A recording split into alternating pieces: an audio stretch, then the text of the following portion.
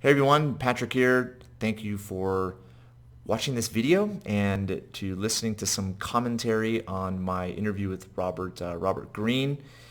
It was fascinating. If you haven't listened to the interview, please do that. But this topic, the idea of human behavior. I'm sure for those of you who have been listening for a while have seen evidence of that in the questions I ask and the people that I have on. It's just something that fascinates me. Behavior. What makes people tick? Why do they make the decisions that they do? Why hardships happen and continue to happen despite lessons, right? I've had lots of failure I've had success in business. I've had lots of failure in business. I have an incredible wife and incredible kids. But I've had lots of issues there just with those most important relationships. And in business, I've had people on my team that just behaved unethically, and I've also instituted policies or said certain things or drove certain initiatives which also kind of borderlined the irrational side of things. And it's like, why would I do that? Why would I say that? But yet I did. And I look at this book that Robert Greene came out with, right? And I think it addresses a lot of I mean, probably all of the different laws. He has 18 laws of human nature.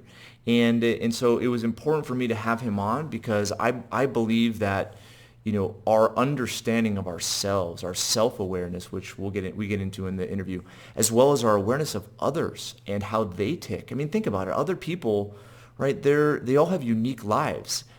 They may have experienced some similar things, but everybody's had a unique experience in life, and they're wired completely different than the next person.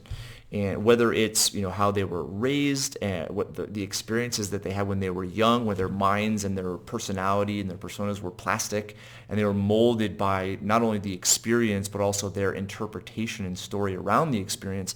All this is going on inside of a person, and that's how they show up every day and show up in our lives and show up in the experiences we have in business and social circles.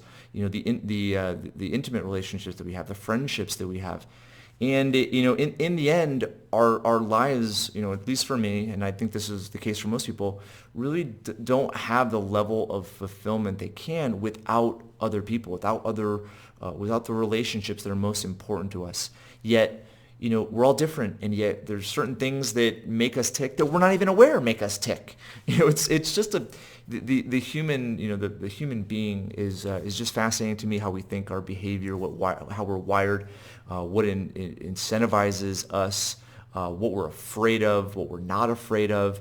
I asked some questions to Robert about men and women because I've been reading some books by Alison Armstrong recently that talks about just the nature of a man, the nature of a woman, and how they think different because biologically there's differences there. Again, that go back to our DNA.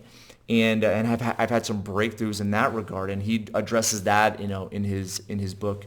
But I brought him on because again the entrepreneur and the ideas that the entrepreneur has, the ideas that you probably have aren't there isn't much value there unless you can execute on that idea. And typically the creative mind, I mean, you have right brain people, left brain people combination, right? But nonetheless, it's like execution of an idea requires other people. And so the success of a business venture, the success of being an intrapreneur and trying to present an idea that you came up with to a superior. I mean, holy crap, that's probably happened throughout history a million times, yet, and it's probably the cause for why people went out on their own and implemented, an idea is because, their superior, they felt like they would look bad or that someone would be better than them at a job and try to take their job, this fear-based, scarcity idea there. But yet it's still, wired within us to react that way. But I believe that your understanding and awareness of how other people tick, whether it's a boss, whether it's a spouse, whether it's a partner, whether it's a child, whether it's a neighbor, a colleague. I mean, every relationship that you're going to have, right? There are some very similar, laws that exist regardless of the experiences that these people have had in life. And so I wanted to, just expose you guys to, one of the guys who I think is on the, front lines of understanding these days, how people are ticking. Even though there's similarities, I think there's some differences just because of, how social media is, I would say shaping the way in which we show up in life. And so I hope you guys have a good experience with this interview and reading this book. I'm rereading it again. It came out end of last year. It's really long. I mean, it's 700 pages ish. No, it's only about 600. Yeah, about 600 pages.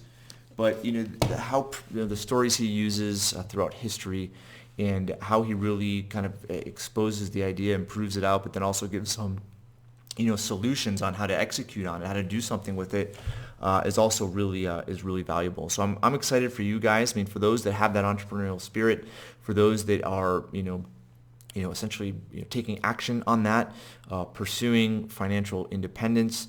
Okay, you got to remember that other people are involved, and and it's one of those things where it's not like you're going to master the human nature, right? Mastery of yourself is one thing, but that's going to be a battle for the rest of our lives. But mastering how to be aware of others, I don't know, that's a lifelong pursuit as well. This, I think, gives just some framework in which you can, start to understand what makes people tick, and at least be aware of circumstances and how you respond to them. And there's a quote by Viktor Frankl that I love, and it's often quoted. Viktor Frankl wrote the book Man's Search for Meaning, had an incredible experience, during the Holocaust at a concentration camp, But Viktor Frankl said that between stimulus and response, there's a space, and that space defines who you are. And we all have stimulus going on every hour of the day, every minute of the day. And how we choose to respond is often subconscious. It's not consciously driven.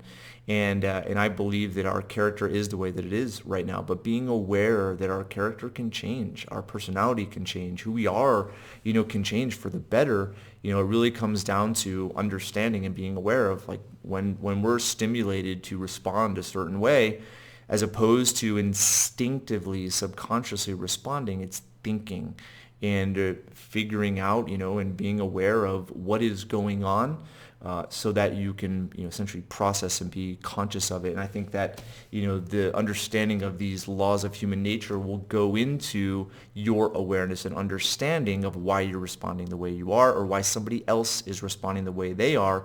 And hopefully get to the point where there is a proactive way in which you engage with people, in which you, get ideas across to people, talk about ideas, build relationships.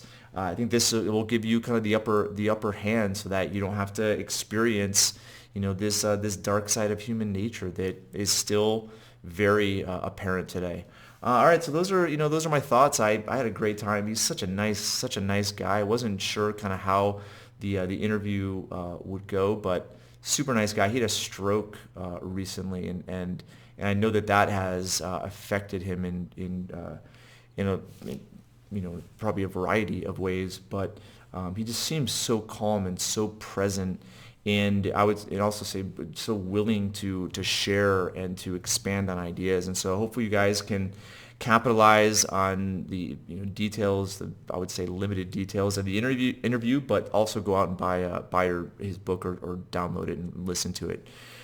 Okay, that's it for today. Why don't you guys tune into this commentary section of the YouTube channel on the next interview. So I hope you guys are doing well, and hope to see you soon. Bye.